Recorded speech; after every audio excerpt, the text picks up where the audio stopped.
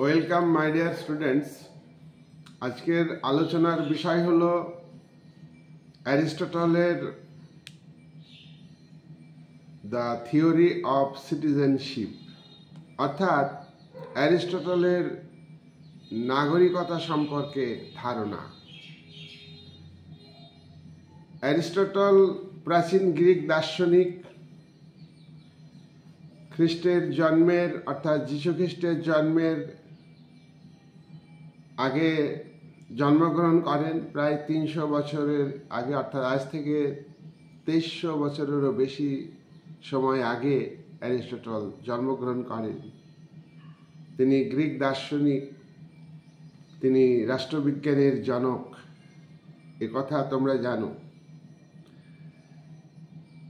অ্যারিস্টটলের শিক্ষা তত্ত্ব, রাষ্ট্রতত্ত্ব, সংবিধান সম্পর্কে তার ধারণা, বিপ্লব সম্পর্কে তার ধারণা, তার দর্শন চিন্তা ইত্যাদি সম্পর্কে তোমরা আগে থেকেই জানো। আজকের ভিডিওতে আমরা আলোচনা করব নাগরিকতা সম্পর্কে। অ্যারিস্টটল নাগরিকতা সম্পর্কে বলেছেন যে আদর্শ রাষ্ট্র গঠন করতে হবে,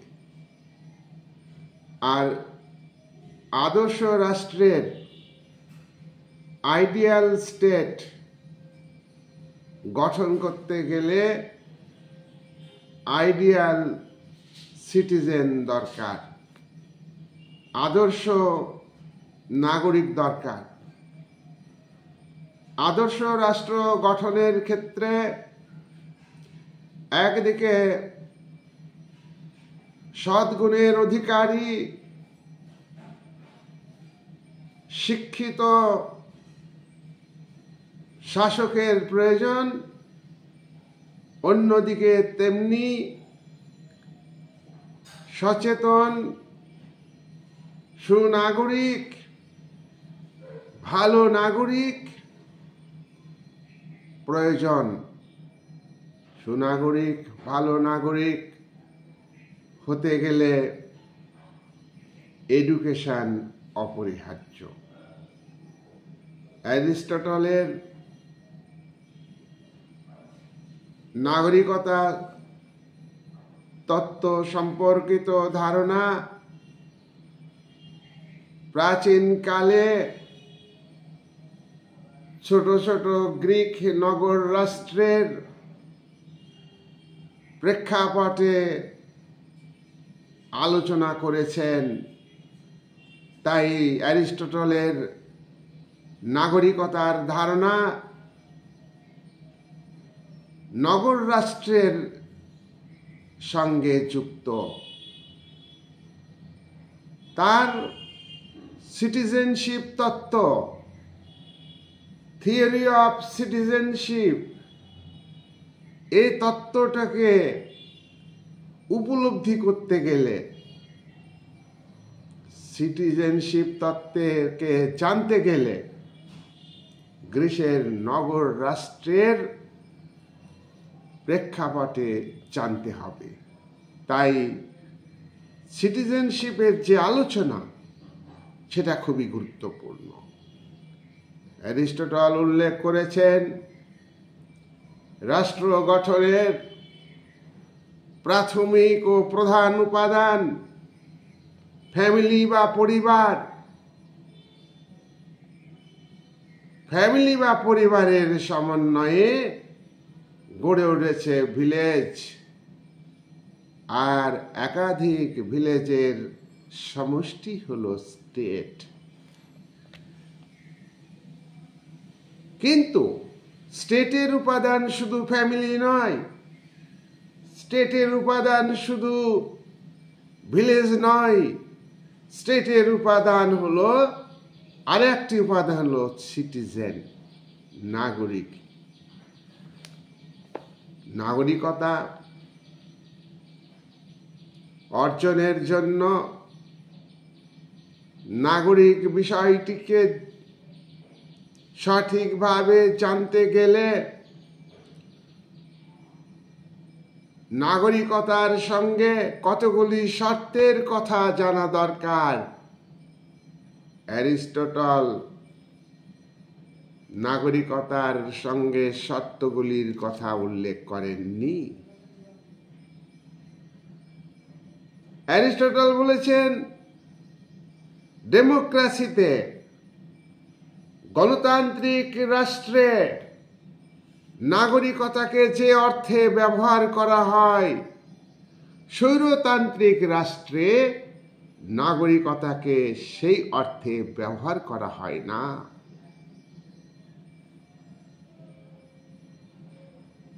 নাগরিকতা সঙ্গে যুক্ত স্থায়ী বসবাসের শর্ত, নাগরিকতার সঙ্গে যুক্ত মানুষের একাধিক পৌর অধিকার, নাগরিকতার সঙ্গে যুক্ত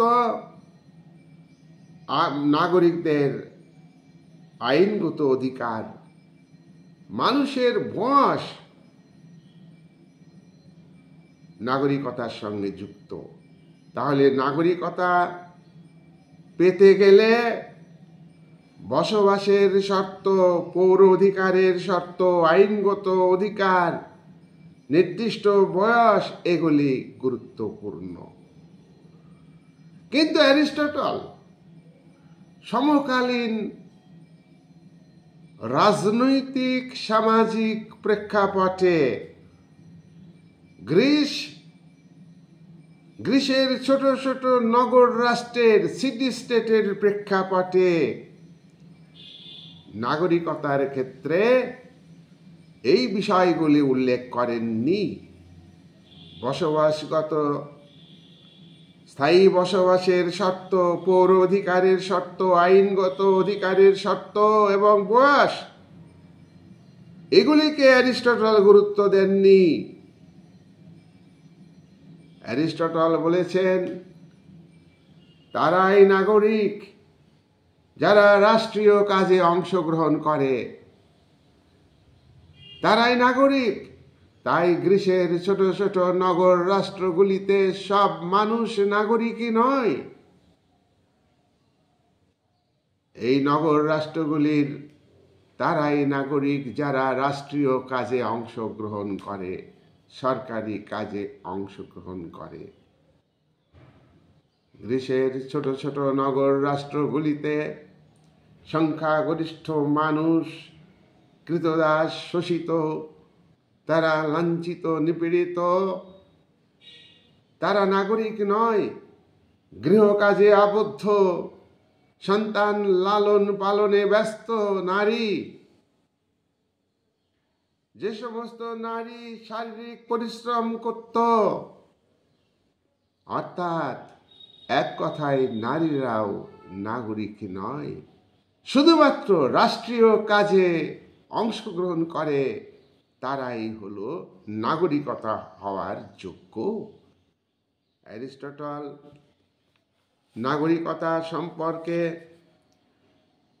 তার সংজ্ঞার ক্ষেত্রে বলেছেন যে অধিকারের ভিত্তিতে নাগরিকতাকে বিশ্লেষণ করলে হবে না। গুণের ভিত্তিতে কোয়ালিটির ভিত্তিতে নাগরিকতা দেওয়া হবে।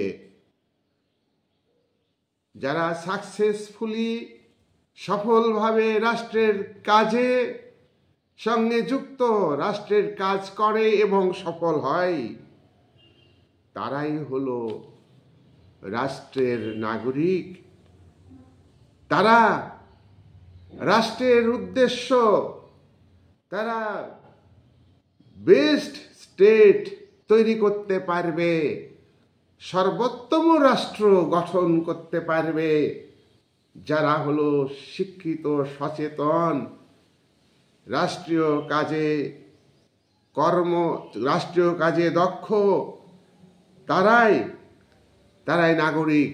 আর বেস্ট কাজ করতে পারবে, উন্নত গুণ যাদের মধ্যে থাকবে, যারা ভালো নাগরিক তারাই কিন্তু নাগরিকতা পাবে।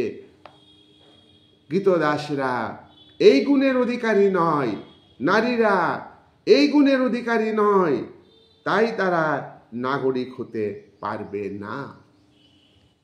অ্যারিস্টটল আরো বলেছেন, যারা প্রশাসনিক কাজের সঙ্গে দীর্ঘকাল যুক্ত, যারা প্রশাসনিক কাজ করেন তারা স্বচ্ছ, সৎ, দুর্নীতি থেকে মুক্ত, তারা নাগরিক। এবং যারা আইন তৈরি করার সঙ্গে যুক্ত এবং বিচার কার্য সম্পাদনের সঙ্গে যুক্ত, তারাই নাগরিক। অ্যারিস্টটলের বক্তব্য অনুযায়ী তাহলে নাগরিক তারাই যারা কাউন্সিল অফ মিনিস্টারের সঙ্গে যুক্ত, যারা আইনসভার সদস্য তারা নাগরিক, এবং যারা এক্সিকিউটিভ বডির সঙ্গে যুক্ত, শাসন বিভাগের সঙ্গে যুক্ত এবং শাসন বিভাগের অরাজনৈতিক কাজের সঙ্গে যুক্ত, শিক্ষিত, সচেতন, দক্ষ সরকারি আমলা, তারাই নাগরিক। আর বাকি মানুষ তারা কিন্তু নাগরিক নয়। অ্যারিস্টটল নাগরিকতা অর্জনের পদ্ধতি সম্পর্কে আলোচনা করেছেন। অ্যারিস্টটল বলেছেন, সরকার চেঞ্জ হলে, গভর্নমেন্ট চেঞ্জ হলে, শাসক চেঞ্জ হলে নাগরিকতার পরিবর্তন হতে পারে। নাম্বার 2, অ্যারিস্টটল বলেছেন, সংবিধান, কনস্টিটিউশন, এই কনস্টিটিউশনের মাধ্যমে স্টেট পরিচালিত হয়। স্টেট কতটা উন্নত মানের তা নির্ভর করে কনস্টিটিউশনের উৎকর্ষতার উপর। তাই কনস্টিটিউশন চেঞ্জ মানেই হলো স্টেটের চেঞ্জ। স্টেটে অর্থাৎ রাষ্ট্রের পরিচালক, রুলার, শাসক চেঞ্জ হতে পারে। পূর্বের শাসকের যে নীতি নাগরিকতা সম্পর্কে পরবর্তী শাসক শ্রেণী, পরবর্তী শাসক রাজা, তিনি পূর্বের শাসকের চুক্তি অনুযায়ী যে নাগরিকতা প্রদান করা হয়েছে তাকে বাতিল করতে পারে, পরিবর্তন করতে পারে। তাহলে অ্যারিস্টটলের বক্তব্য অনুযায়ী সরকার চেঞ্জ হলে নাগরিকতার চেঞ্জ হতে পারে। অ্যারিস্টটলের বক্তব্য অনুযায়ী কনস্টিটিউশন চেঞ্জ হলে নাগরিকতা চেঞ্জ হতে পারে। অ্যারিস্টটল এবার উল্লেখ করেছেন নাগরিকদের মধ্যে বিভাজন করেছেন। অ্যারিস্টটলের মতে নাগরিকরা দুটি ভাগে বিভক্ত। এক হলো সুনাগরিক, 2 হলো ভালো নাগরিক। সুনাগরিক কাকে বলেছেন? অ্যারিস্টটল বলেছেন, রাষ্ট্রের সুনাগরিক তারাই যারা রাষ্ট্রের প্রতি শর্তহীনভাবে, দ্বিধাহীনভাবে আনুগত্য প্রকাশ করবে। আনুগত্য প্রকাশ মানে কি? আনুগত্য প্রকাশ হলো রাষ্ট্রের আইনকে, রাষ্ট্রের পরিচালক সরকার যে আইন তৈরি করে, রাষ্ট্র পরিচালনার জন্য সংবিধানে লিপিবদ্ধ আইন, এই আইনকে দেশের আইনসভার দ্বারা তৈরি আইন এবং সাংবিধানিক আইনের প্রতি নাগরিকরা শর্তহীনভাবে আনুগত্য প্রকাশ করবে। যেসব মানুষ এই শর্তহীনভাবে আনুগত্য প্রকাশ করে তারাই হলো সুনাগরিক। অন্যদিকে তিনি উল্লেখ করেছেন, নাগরিকদের মধ্যে অনেকে ভালো নাগরিক আছেন। ভালো নাগরিক কাদের বলা হয়? তার মতে ভালো নাগরিক হলো তারাই যারা যুক্তিবাদী, যাদের মধ্যে যুক্তিবোধ আছে, যাদের মধ্যে উইজডম আছে, জ্ঞান আছে, তারাই হলো ভালো নাগরিক। অ্যারিস্টটল বলতে চেয়েছেন বা বলেছেন যে শাসকের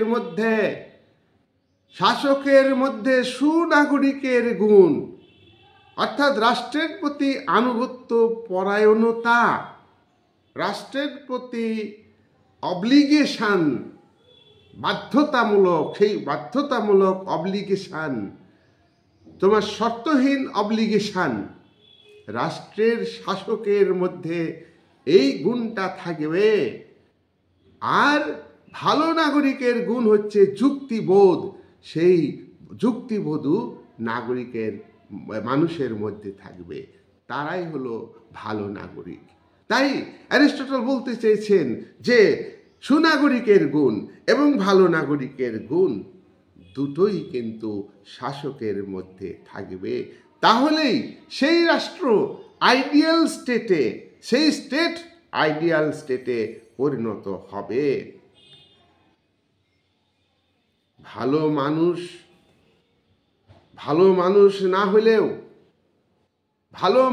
না হলেও সুনাগরিক হতে পারবে,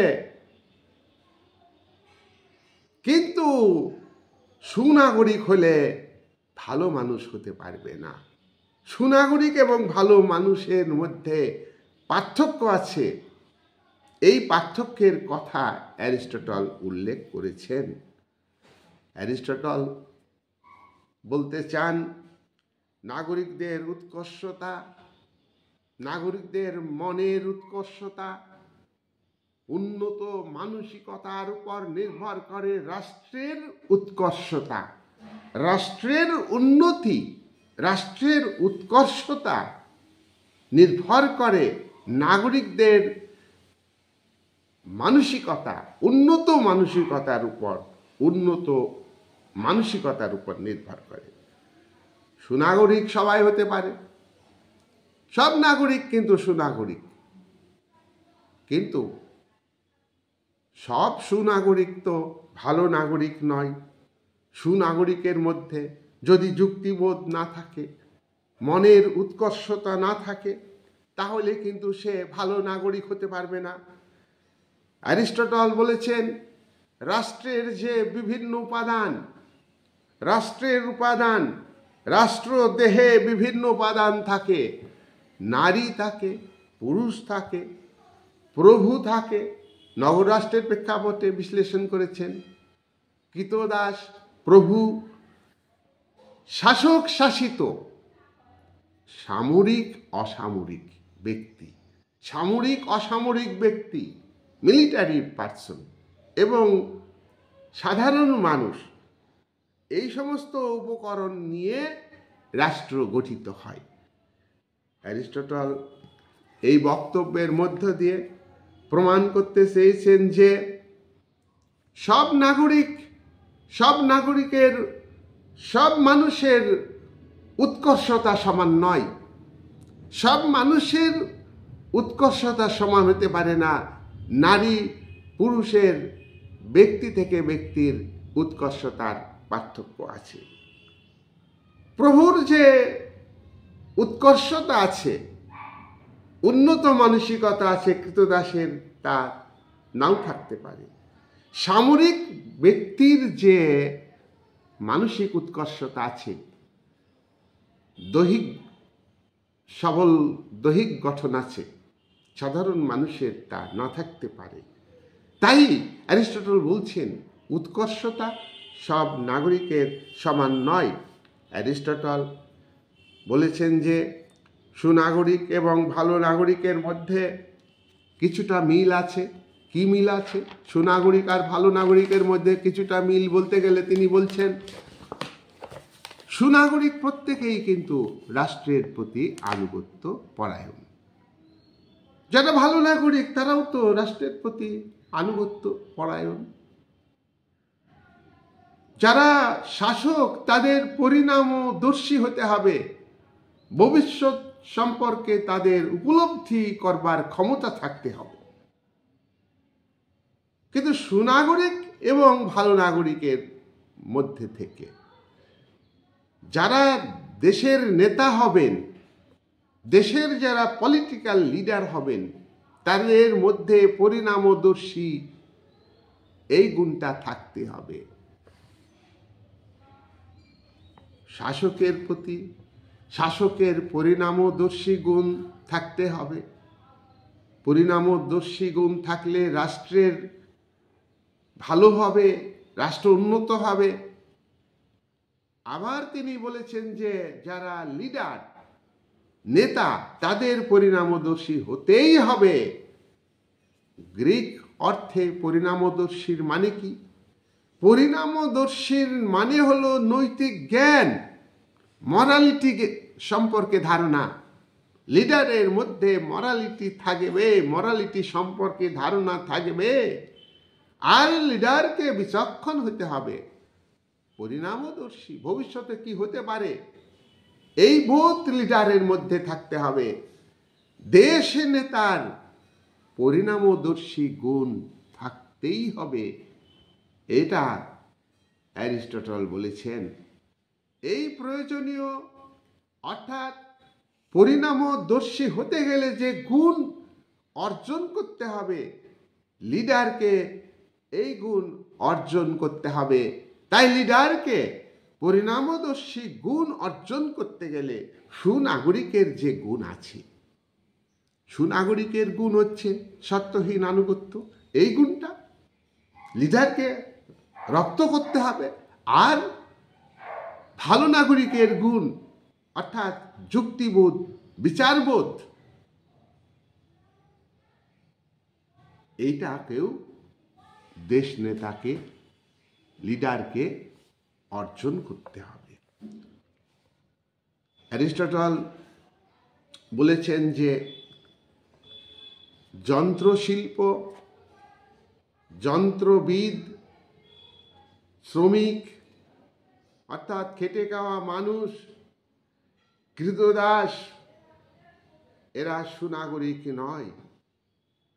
রাজতন্ত্র, মনার্কি, অভিজাত তন্ত্র, অ্যারিস্টোক্রেসি, গণতন্ত্র, ডেমোক্রেসি, এই যে বিভিন্ন শাসন ব্যবস্থা, বিভিন্ন ধরনের শাসন ব্যবস্থাকে কেন্দ্র করে যে কনস্টিটিউশন গড়ে উঠে, এই কনস্টিটিউশনগুলিতে, এই শাসন ব্যবস্থাগুলিতে অর্থাৎ রাজতন্ত্র, অভিজাততন্ত্র এবং গণতন্ত্র, এই বিভিন্ন শাসন ব্যবস্থাতে নাগরিকতার বিষয়টি কিন্তু পার্থক্য আছে।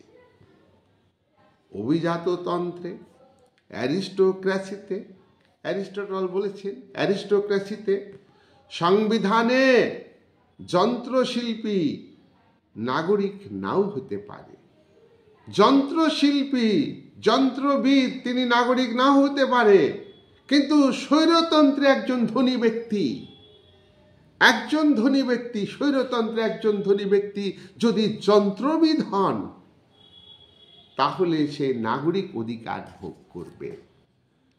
যাই হোক, অ্যারিস্টটলের সিটিজেনশিপ সম্পর্কে, নাগরিকতা সম্পর্কে, নাগরিক সম্পর্কে আমরা আলোচনা করলাম এবং এ বিষয়ে তোমরা আশা করি কিছুটা ধারণা, কিছুটা বিষয় সম্পর্কে উপলব্ধি করতে পারবে। তবে অ্যারিস্টটলের নাগরিকতা তত্ত্বের কিছু সমালোচনা আমরা তুলে ধরব এক দুই করে। এক, অ্যারিস্টটল সিটিজেনশিপ সম্পর্কে যে আলোচনা করেছেন, কাদের সিটিজেনশিপের কথা বলেছেন, সেটা কিন্তু পক্ষপাত দুষ্ট। তিনি সব মানুষের নাগরিক অধিকার দিতে অস্বীকার করেছেন। তিনি মুষ্টিমেয় যারা শাসন কার্যে অংশ নেবে তাদেরই নাগরিকতা দানের কথা বলেছেন। বাকি মানুষ, সাধারণ খেটে খাওয়া মানুষ, কৃতদাস নারী, তাদের নাগরিক মনে করেননি। এই ব্যাখ্যাটা ঠিক নয়। নাম্বার 2, বিশেষ প্রয়োজনীয় গুণের কথা বলেছেন নাগরিকতা অর্জনের ক্ষেত্রে। যে নাগরিক হবে তারাই যারা বিশেষ গুণের অধিকারী হবেন, যারা শিক্ষিত, সচেতন, সদ্গুণের অধিকারী, তারাই নাগরিক হবে। কিন্তু মানুষের জন্মের উপরে কারোর হাত নেই। প্রকৃতিগতভাবেই মানুষ জন্মগ্রহণ করে কৃতদাস ঘরে, প্রকৃতিগতভাবেই মানুষ জন্মগ্রহণ করে নারী হিসাবে। এক্ষেত্রে মানুষের কোনো হাত থাকে না। আর মেধা কার মধ্যে আছে? মেধা, গুণ, প্রতিভা কৃতদাসদের মধ্যেও থাকতে পারে। মেধা, গুণ, এই সমস্ত বিষয়গুলি জাতি, ধর্ম, ধনী, গরিব, নারী, পুরুষ, এটা বিচার করে আসে না। সকলের মধ্যেই আসতে পারে। কার মধ্যে আসবে সেটা নিজের হাত নেই। অ্যারিস্টটল এই যে বক্তব্য, তিনি যে প্রয়োজনীয় গুণাবলী, তাদেরকে শিক্ষিত করে প্রয়োজনীয় গুণাবলীর বিকাশ ঘটাতে হবে, এই কথা তিনি বলেননি। তার শিক্ষা তত্ত্বে আমরা দেখেছি যে নাগরিকদের শিক্ষিত হতে হবে, কৃতদাসদের শিক্ষিত হতে হবে, এই কথা তিনি বলেননি। নাম্বার 3, কৃতদাসরা নাগরিক নয় কারণ তাদের নৈতিক উৎকর্ষ নেই। কৃতদাসরা শাসন পরিচালনায় অংশগ্রহণ করতে পারে না। শাসন পরিচালনার জন্য যে সদ্গুণ থাকা দরকার, নৈতিকতা থাকা দরকার, সেটা নেই। তাই বলে তিনি শাসনে অংশগ্রহণ করতে পারবেন না। কৃতদাসরা তাদেরকে বঞ্চিত করে ঠিক করেননি।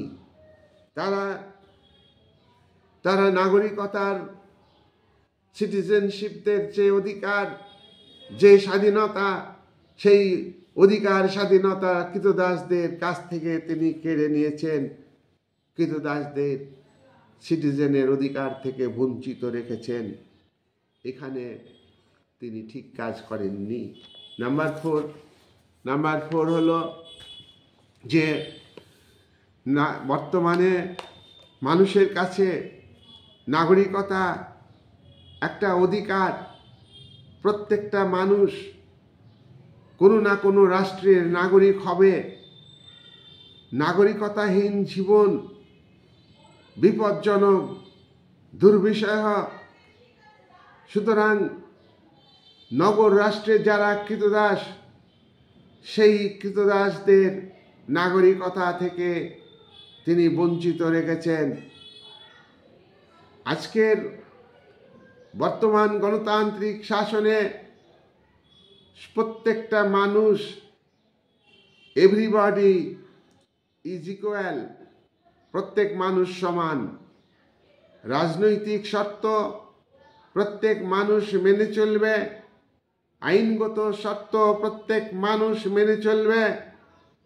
জন্মস্থান, স্থায়ীভাবে বসবাস, সৎ চরিত্র, এই সমস্ত গুণগুলি নাগরিকতাদের থাকবে। কিন্তু অ্যারিস্টটল নাগরিকতার ক্ষেত্রে এই অধিকার স্বীকার করেননি।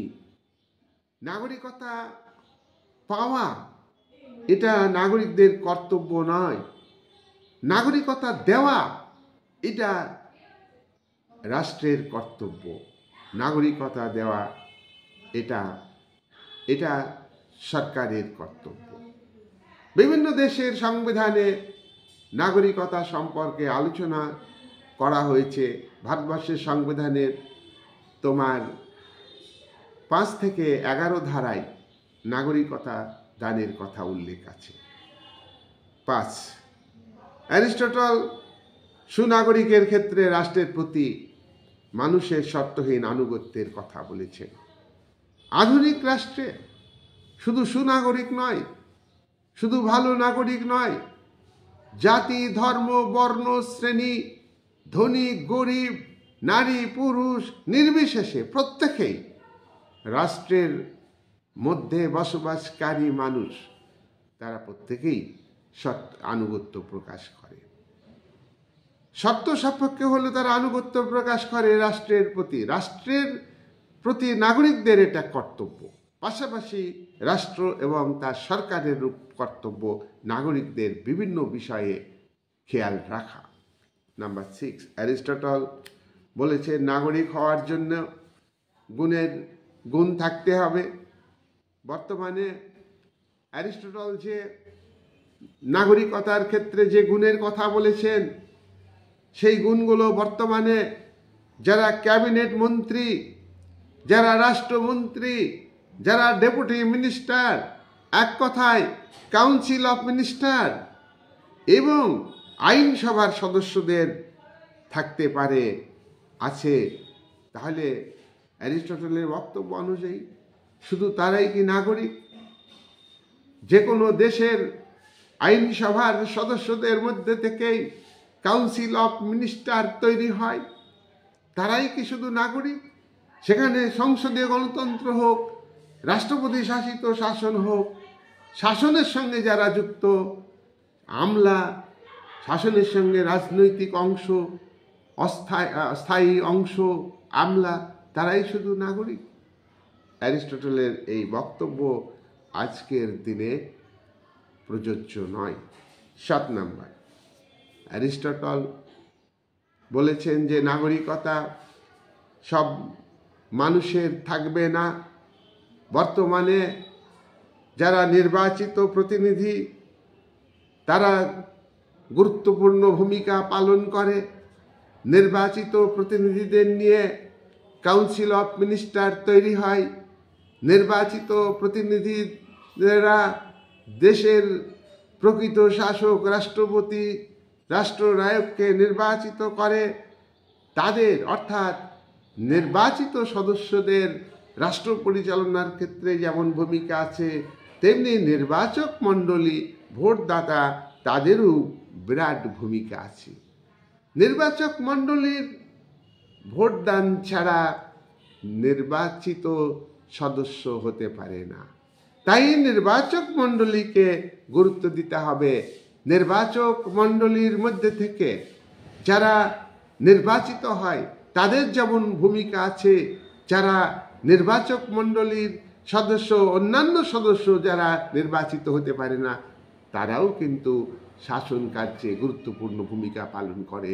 এছাড়া দেশের সাধারণ মানুষ যারা ভোটের অধিকার যারা নির্দিষ্ট বয়সের নিচে যাদের ভোটের অধিকার এখনো পায়নি, প্রত্যেকেরই একটা রাষ্ট্রের পরিচালনার ক্ষেত্রে, রাষ্ট্র গঠনের ক্ষেত্রে গুরুত্বপূর্ণ ভূমিকা আছে। একটা রাষ্ট্রের সদস্য শুধু নির্বাচক মণ্ডলীও নয়, নির্বাচিত প্রতিনিধি তো নয়ই, এবং নির্বাচক মণ্ডলীও শুধু নয়। আজকে টোটাল যে জনগণ, সেই জনগণকে গুরুত্ব দিতে হবে। নেক্সট হচ্ছে 8 নাম্বার, রাষ্ট্রের শাসনের কাজে যুক্ত না থাকলেও স্টেট ভালো মন্দ ইত্যাদি ক্ষেত্রে নির্বাচক মণ্ডলী এবং সাধারণ মানুষের যথেষ্ট গুরুত্ব আছে। নির্বাচক মণ্ডলীর গুরুত্ব আছে, সাধারণ মানুষেরও গুরুত্ব আছে। যাই হোক, অ্যারিস্টটলের যে সিটিজেনশিপ তত্ত্ব আমরা বিভিন্ন অ্যাঙ্গেলে, বিভিন্ন দিক থেকে আমরা সমালোচনা করলাম। সমালোচনাগুলো মনে রাখার মতো। তবুও অ্যারিস্টটল সেই প্রাচীনকালে যারা কেউ এইভাবে ব্যাখ্যা দেননি সিটিজেনশিপ সম্পর্কে। প্রচলিত যে গ্রিসের সমাজ ব্যবস্থা, নগর রাষ্ট্রগুলির সমাজ ব্যবস্থা, গ্রিসের নগর রাষ্ট্রগুলির যে রাষ্ট্র ব্যবস্থা অর্থাৎ রাজনৈতিক ব্যবস্থা, সেখানে যে রাজতন্ত্র, সেখানে যে অভিজাত তন্ত্র ছিল এবং কোনো কোনো জায়গায় যে গণতন্ত্র ছিল, এই সমস্ত ক্ষেত্রে এই সমস্ত বিষয়গুলি ভেবে সমকালীন প্রেক্ষাপটে যারা রাষ্ট্রীয় কাজে অংশ নিয়েছেন তাদের দিকে তাকিয়ে এবং যারা রাষ্ট্রীয় কাজে অংশ নেয়নি, সাধারণ মানুষ, কৃতদাস নারী, তাদের দেখে তিনি এই সিটিজেনশিপ তত্ত্ব আলোচনা করেছেন। তাই আজকের দিনে আধুনিক কালে যে সিটিজেনশিপের যে সংজ্ঞা, সেই সংজ্ঞার সঙ্গে অ্যারিস্টটলের সংজ্ঞার সিটিজেনশিপের যে সংজ্ঞা, কাকে বলে সিটিজেনশিপ আর আজকের দিনে সিটিজেনশিপ কাকে বলে, দুটোকে মিলালে কিন্তু মিলবে না। তাই তখনকার প্রেক্ষাপটে তার সংজ্ঞাকে বিশ্লেষণ করতে হবে, মূল্যায়ন করতে হবে এবং বর্তমানে যে সিটিজেনশিপ, সেই বৈশিষ্ট্যগুলো বর্তমান যুগের প্রেক্ষাপটে গড়ে উঠেছে। বর্তমান যে আধুনিক যে রাজনৈতিক ব্যবস্থা, পরিকাঠামো, সিস্টেম, পলিটিক্যাল পার্টি, নাগরিকদের, মানুষের জীবনযাপন, অর্থনৈতিক অবস্থা, সামাজিক অবস্থা সব বিচার করে আধুনিক রাষ্ট্রের নাগরিকতার সংজ্ঞা নির্ধারিত হচ্ছে এবং আগামী দিনেও নাগরিকতার সংজ্ঞার ক্ষেত্রে আজকের নাগরিকতা সংজ্ঞারও পরিবর্তন আসতে পারে। তাই অ্যারিস্টটলের যে নাগরিকতার সংজ্ঞা, সেই সময় আজ থেকে 2300 বছর আগে তিনি সংজ্ঞাটা দিয়েছেন, কাকে বলেছেন এবং তিনি যে ব্যাখ্যাটা দিকে যে কনসেপ্ট আমাদের তুলে ধরেছেন, সেই কনসেপ্টটাকে সেই প্রেক্ষাপটে অবশ্যই মূল্য আছে, তার অবদানকে আমরা অস্বীকার করব না।